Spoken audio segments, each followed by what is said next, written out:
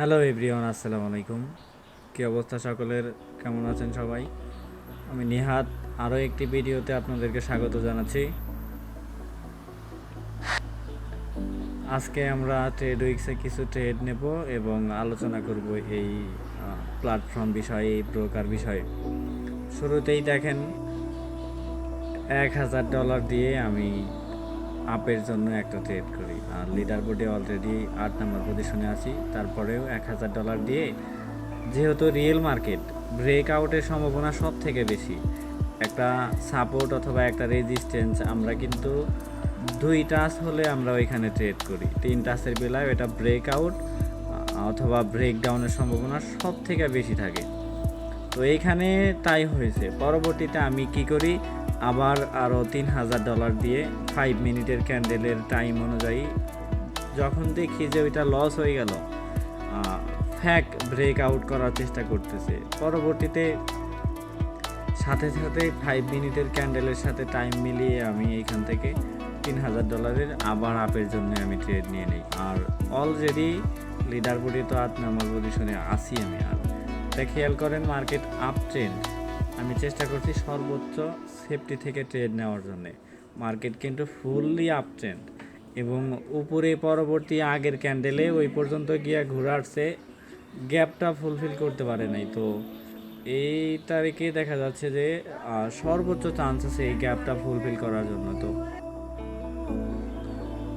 এবং এখান থেকে মার্কেট আপে অথবা ব্রেক আউট হবে ইনশাল্লাহ। এটা এই ক্যান্ডেলটা যত কিছুই করুক না কেন, লাস্টের 1 সেকেন্ডে গিয়ে হলে পরেও দেখা যাবে যে এটা ব্রেক আউট হবে, আপে যাবে। দেখেন, তাই কিন্তু যাইতেছে আপে।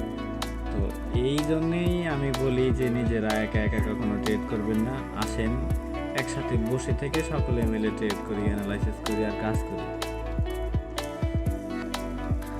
দেখেন, আমি কিন্তু বললাম যে মার্কেটের টার্গেট উপরে, মার্কেটের গ্যাপ উপরে। আর একটা জিনিস খেয়াল করলাম, আমি এখানে রিফ্রেশ করার পরে ক্যান্ডেলটা কম বেশি হয়ে যায়, আবার রিফ্রেশ করলে কিন্তু এটা ক্লিয়ার হয়ে যায়।